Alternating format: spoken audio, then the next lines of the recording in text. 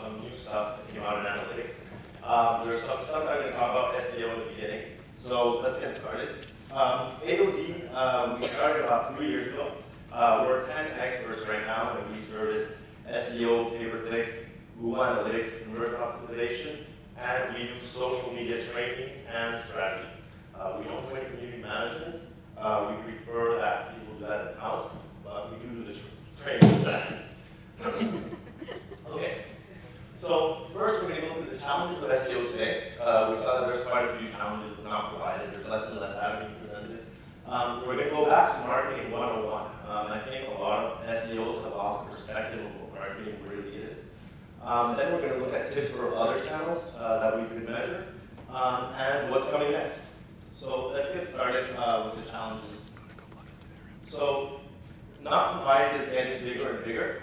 As Augustin mentioned, in some cases it's up to 70%. People are logging into their Gmail accounts all the time, especially with technical style niches. It also draws year-over-year data. So let's say I have a particular keyword that I'm really focusing on, and I compare the seasonality from April 2013 to April 2012. A lot of the volume of that keyword is going to be taken into the not provided this year because it's just been increasing and increasing. So even though the keyword may look like it's either staying stable or going down year over year, in reality we're really getting more traffic for it, we're just not seeing it. And there's also less keyword spread, so we have less keywords to work with to measure intent. There's also the long tail, which has been getting smaller and smaller. It's a little bit like newsfeed in 1984, where it's double plus good. We're reducing the vocabulary of people because people just suck at search. So Google's trying to suggest really better opportunities for people to search and find better things. The problem with that is that there's less of a spread for potential websites to rank for other combinations of keywords. And then there's a big problem of sampling. When you have big smaller and smaller segments in analytics, we're noticing more and more that because analytics is getting bigger and they have more server requests on a regular basis, they are trying to reduce their server load by sampling a lot. And this causes a lot of issues as well because when you have very low volume keywords that can be very lucrative, you're losing out on those whenever you're looking at those sample reports. Long tail analysis gets a little bit more difficult, and you have narrow dimension filtering. So if you even try to go deeper sometimes, like the request fails and it just kind of sucks because you can't really get the data you need. Another thing that happens with SEO a lot is Google's competing with you as well. So like Google Flights right here, they're taking up a lot of space. We wrote a blog post about that, and basically the foldover for like 60% of users doesn't even show the first result for whoever was ranking in the first place for something like flight from New York to Miami. So Google's trying to take over a little bit of keeping the traffic internal to their search engine. The same thing happens, and I don't know if you can see it here a little bit, but those pay-per-click ads have an email newsletter sign up for each one of those particular companies. So it does take a lot more space, and it's pushing down the first organic results. There's also the knowledge graph. In this particular case, the day before yesterday, they announced that they were going to do nutrition information. So if you're a website that specializes in nutrition and people are looking things up like how many carbs are in an apple, they already give you the answer. So there's no reason for you to click through and go to the website. So people are kind of going to lose traffic with SEO.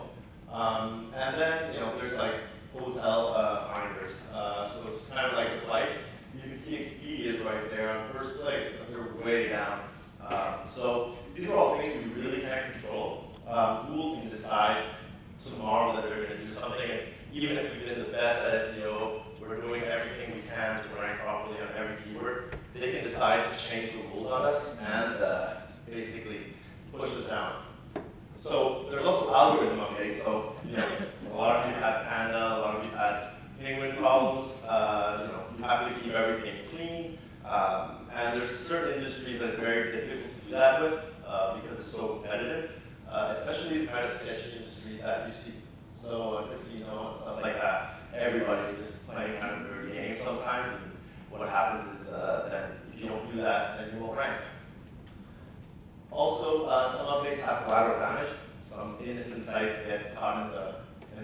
negative and I guess like false positive.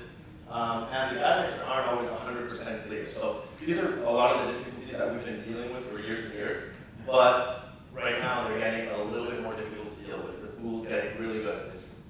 So if your traffic looks like this and you're basically building your business on Google organic search, you're not really in a good position to survive for a long time. You may get lucky, but at the end of the day, it's like having one pint. You really want to have a little bit more spread. So there's always been this argument about SEO versus pay-per-click, SEO versus social, and who cares? It's all bringing you traffic. It's just for different purposes. So it's not versus, it's how do you use them with each other so that you can get the most out of your buck. So again, we're going to go back to marketing 101.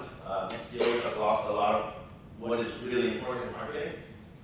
And let's look at the sales cycle again. So we have somebody that has the need for recognition or problem awareness, so you need something. So let's say you need to take a flight to Miami. You research the product, you go into Google, you ask your friends on Facebook, you do a whole bunch of stuff to find out where's the best place to go. You evaluate your alternatives, and you make the purchase. And once the purchase is made, then you have a customer loyalty. You have that person's contact information so you can continue to market them for the future. So here, Google has created multi-channel funnels about a year ago. So this is already old stuff, but not many people are using it, which is why I'm still bringing it up. So you have the first interaction, the first time somebody came to visit your site. Then you have intermediate interactions, and then you have the last interaction, which actually creates the sale. If you look at your timeline reports, you'll notice that it's really hard to see, but on the top there, only 76% of people converted within the first day. So there are several visits, but at least within the first day of the visit.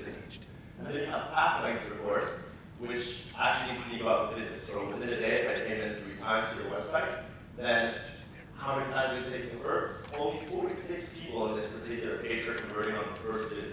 So these are the reports you can look at to see how many visits people have to come to your site before they're actually convinced to make a purchase.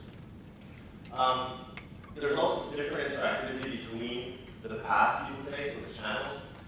So in this case, you can see that paid search or organic search out of the 37,000, well, only 37,000 conversions were made through people that came in through both paid and organic a little bit later on. So those two sources are leveraging each other so that when you come to the site, you're more and more convinced.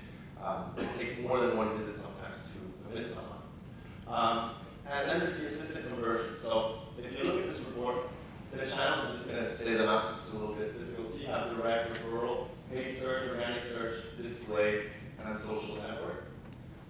You have the assisted conversion value, which means if a visitor came in previously to your site, did not make a purchase, but then came in from another source or another channel, then that visit that was previous should still have an influence on that conversion. I mean, if I come into the site 3 times through social, afterwards I buy with organic, shouldn't social and pay-per-click get some of the credit for the purchase? So there's a really cool metric that not a lot of people are using again. But it's, you have 0.7, you have 0.86, 0.81, and then 162, 107, for depending on which one it is. Basically what it is dividing the number of conversions as the last click with the number of assisted conversions.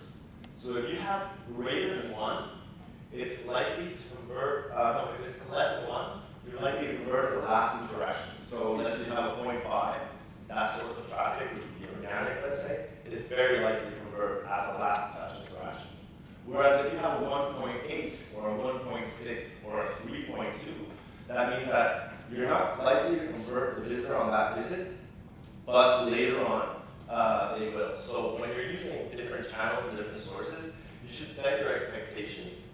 You should know that when you're doing display ad, you're not going to make every single visit turn into a conversion. You're not going to make even as much money as you do with SEO in the short term. But it's going to introduce a lot of people to your website so that later they can come back and make a purchase. So you can even create your own channel. You have by default social, you have PPC, you have organic, but there's a lot of organic keywords that are already branded. Your xyz.com, your .com name is already a search.